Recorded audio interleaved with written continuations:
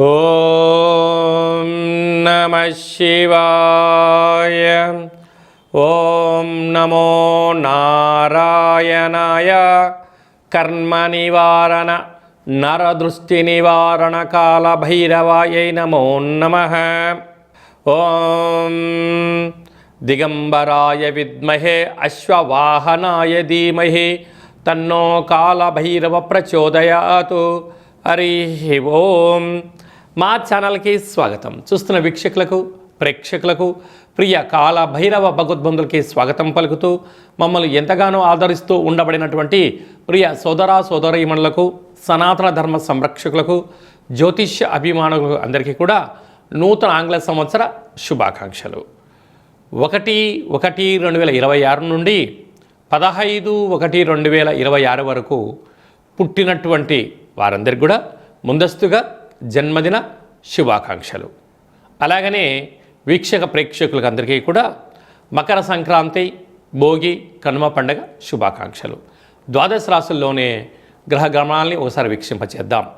మిథున రాశిలో దేవగురు బృహస్పతి సంచార స్థితి, సింహరాశిలో కేతు సంచార స్థితి, ధనుసు రాశిలో చతుర్గ్రహ సంచార స్థితి, రవి, కుజ, బుధ, శుక్ర సంచార. వృషభ రాశి వారికి ఆంగ్ల సంవత్సర ప్రారంభకాల సమయంలోనే చతుర్గ్రహ అష్టమ సంచార స్థితితో ఉంటుంది కనుక దోషాన్ని ఎలా తొలగించుకొని ఐశ్వర్యాన్ని ఎలా పొందాలో ఈ వీడియోలో సవివరంగా సంపూర్ణంగా తెలుసుకుందాం.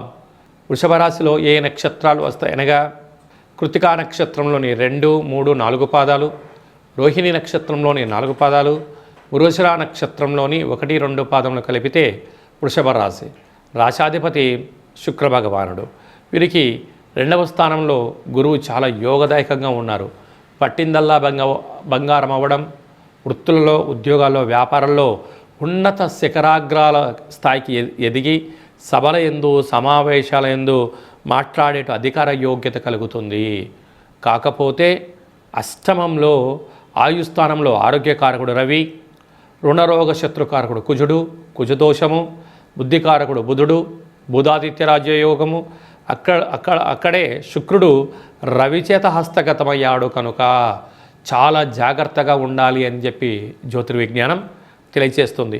బంగారు ఆభరణాలు, వాహన ప్రమాదాలు, బ్యాంకు లావాదేవీలు, ఓటీపీలు దొంగలించబడే పరిస్థితి చాలా అధికంగా ఉంది కనుక ఇలాంటి కాల సమయంలో మౌనం, ధ్యానం, దీక్ష, ఏకాగ్రత, కాళభైరవ స్మరణ శక్తి కలిగితే శ్రీ రమా సహిత సత్యనారాయణ స్వామి వ్రతము, వెంకటేశ్వర స్వామి యొక్క దర్శనంతో గ్రహదోషం తొలగించుకొని ఐశ్వర్యం కలుగుతారని చెప్పి గమనించాలి. అలాగనే ఈ యొక్క హోటల్ వ్యాపారస్తులు, ఆహార ఉత్పత్తులు, పచ్చళ్ళు, నిల్వ వ్యాపారస్తులు, ఎక్స్పోర్ట్స్ ఇంపోర్ట్స్ బిజినెస్ చేసేవారు, నీటి ఆహారాలు, విశేషంగా వీరు విదేశాలకు సప్లై చేసే వారందరికీ చాలా బంగారు భవిష్యత్తులు ఉండబోతున్నాయి. కాకపోతే తొందరపాటు నిర్ణయాలకు ఇది సరైన సమయం కాదు. కొత్తగా ఏదైనా పనులు ప్రారంభించాలనుకున్న వారు కొద్ది కాలం వాయిదా వేసుకోవడం ఉత్తమోత్తంగా భావించగలగాలి. కనుక ఈ పూర్ణిమ తిథి యందున దూర, వాయు, జల ప్రయాణాలు పెట్టుకోవద్దు. ఉండబడిన వాటితో సర్దుకుపోండి. తన కోపమే తన శత్రువు అన్నట్లుగా కాకుండా తన శాంతమే తనకు రక్ష అన్న స్థితిగతిని మీరు ఎప్పుడైతే ఏర్పాటు చేసుకుంటారో మీకు అంతా శుభం, జయం, లాభం కలుగుతుందని చెప్పి గమనించాలి.